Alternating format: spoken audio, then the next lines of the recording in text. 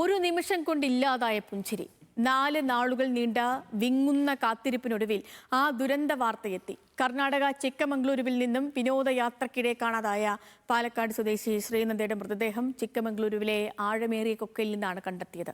പോലീസും ഫയർഫോഴ്സും കർണാടക ദുരന്ത നിവാരണ സേനയും നടത്തിയ വ്യാപക തിരച്ചിലിനൊടുവിൽ 1500 അടി താഴ്ചയിൽ നിന്നാണ് കുട്ടിയുടെ മൃതദേഹം കിട്ടിയത്. ഈ മരണത്തിൽ ദുരൂഹതയുണ്ടെന്ന് കുടുംബം ആരോപിക്കുന്നുണ്ട്.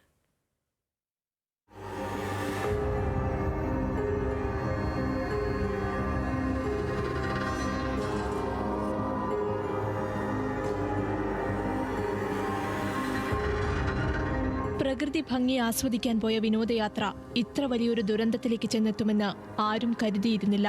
ചിക്കമംഗളൂരുവിന്റെ മലനിരകളിൽ കഴിഞ്ഞ 4 ദിവസമായി മുഴങ്ങിക്കേട്ടത് ശ്രീനന്ദയ്ക്ക് വേണ്ടിയുള്ള വിളികളായിരുന്നു. ഈ മാസം 4-നാണ് 15-കാരിയായ ശ്രീനന്ദയും കുടുംബവും ഉൾപ്പെടുന്ന 40-അംഗ സംഘം കർണാടകയിലേക്ക് വിനോദയാത്ര പോയത്. 7-ാം തീയതി വൈകിട്ട് ചിക്കമംഗളൂരു മാണിക്യധാര വെള്ളച്ചാട്ടത്തിന്റെ വ്യൂ പോയിന്റിന് സമീപത്ത് നിന്ന് ശ്രീനന്ദയെ കാണാതായി.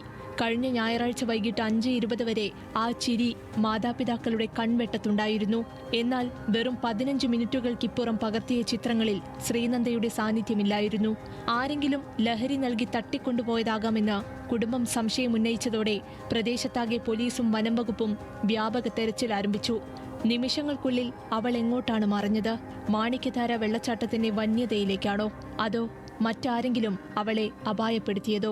കുടുംബത്തിന്റെ ഉള്ളു പൊള്ളുന്ന സംശയങ്ങൾ ബാക്കിയാവുകയാണ്. ശ്രീനന്ദയുടേത് ഒരപകട മരണമാണെന്ന് വിശ്വസിക്കാൻ അവളുടെ പ്രിയപ്പെട്ടവർ തയ്യാറല്ല.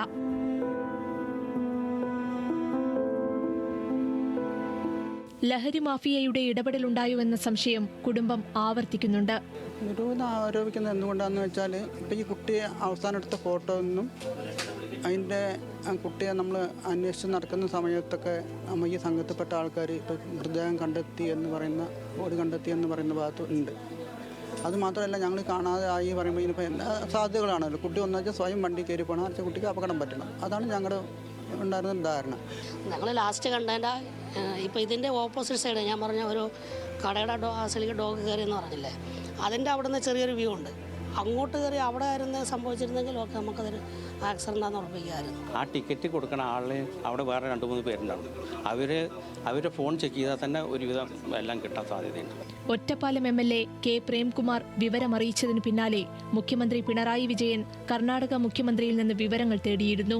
സിദ്ധരാമയ്യ, കർണാടക റവന്യൂ വനം മന്ത്രിമാർ എന്നിവരുമായി AICC ജനറൽ സെക്രട്ടറി KC വേണുഗോപാലും ആശയവിനിമയം നടത്തി. പാലക്കാട് നിന്നുള്ള പോലീസിന്റെ പ്രത്യേക അന്വേഷണ സംഘം കർണാടകയിലെത്തിയിട്ടുണ്ട്. മൃതദേഹം ഉടൻ നാട്ടിലേക്ക് എത്തിക്കാനുള്ള ശ്രമങ്ങൾ തുടരുകയാണെന്ന് പോലീസ് അറിയിച്ചു. ഇനിയൊരു മടക്കയാത്രയില്ല.